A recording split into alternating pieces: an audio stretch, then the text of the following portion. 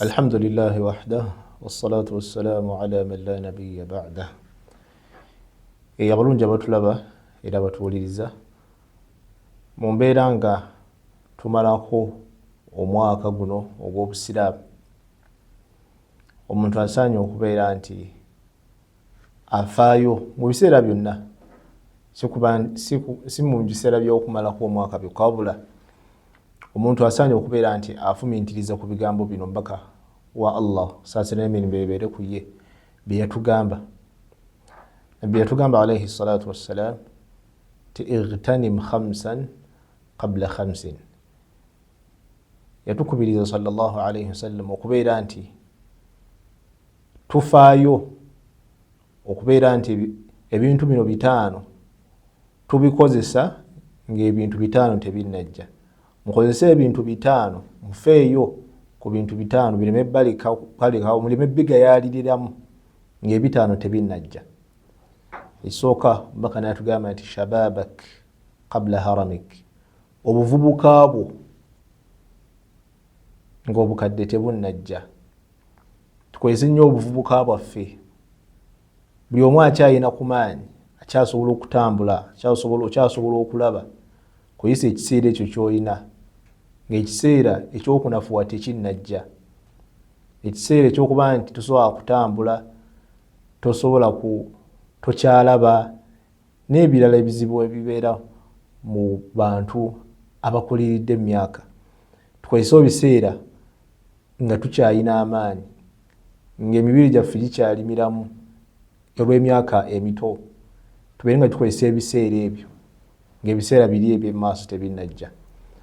Bantu ate bangi biseera ate ebyobuvubuka alabira ddala byebiseera ate byalina okubeera nti ayenderamu, anyweramu emyenge, agenda mu bivulu, n'okumala obudde. Ate abantu bakola kyennyumye, naye ate ekituufu kiri nti ebiseera ebyo omuntu byalina okubeera nti akozesa okubeera nti awangula mu nsi ne ku nkomerero. Ebiseera byalina okukozesa ebyo ng'okyali muvubuka, n'obeera nti onoonya okumanya kw'eddiini yo, ne weetereeza n'okola ibadaati, okusinza okw'enjawulo, okusaalako ekiro, okusoma Qur'an, okukola emirimu emirungi ng'oyitiriza okuba nti ogikola. N'ebyedduniya n'ebyensi, kubeera nti onoonya ssente za halaali, ofuna omulimu, onoonya omulimu n'okola, n'obeera nti okola ssente eza halaali nga tonnaba kubeera nti okola ki, ogwamu amaanyi. Ekyokulala omubaka alayhi salatu wassalam kye yatugamba wasihatak qabla saqamik, n'okubeera nti okyali mulamu, kwegamba oli mulamu nga toli mulwadde, ng'okyali mu bulamu obutaliimu bulwadde. Kozesa obulamu obwo nga tonnalwala, ng'obulwadde tebunnajja. Kozesa obulamu obwo obukolemu ebintu ebirungi.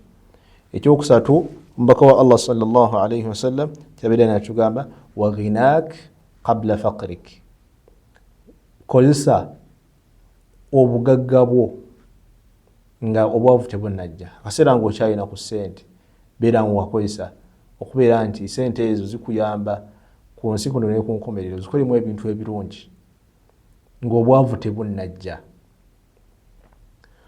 Wa faraghak qabla shughlik, okozesa omubaka kye yatugamba ekyokuna okubeera nti okozesa obudde bwo obw'eddembe, ng'obudde ng'ebiseera eby'okubeera bize n'okubeera nti olina kwegamba ng'okwatagana, olina kino, olina okukola kino, olina kukola kiri, ng'obuseera bwe tebinnajja. Kozesa ebiseera bye eby'eddembe ng'okyalina obudde obw'eddembe, nga buli ebiseera eby'okubeera nti olina ebintu bingi eby'okukola tebinnajja. Tukozese obudde bwaffe bulungi nga obudde obwo tebunnatuggwako, kubanga obudde obugenda tebukomawo. Omubaka sallallahu alayhi wasallam n'amaliriza nga tugamba nti wa hayatak qabla mautik, kozese n'obulamu bwo nga tonnaba kufa. Ekiseera kino nga ffenna tukyali mulamu, tukyassa, emitima gyaffe gikyakuba, okyassa, kozesa nnyo obulamu obwo. Ekyo kigambo kikulu nnyo okubeera nti okyali mulamu. Bantu bangi bali wansi wa ttaka, naye nga n'omala omubuuza, n'omala omugamba akomewo wano ku nsi, Allahu akbar, ayagala kuvunnamayo oluvunnama lumu, afune wuzo asaale, asabe Allah amusonyiwe, akole istighfaaru ne tawba, ng'ekyo kyokka kimumalira.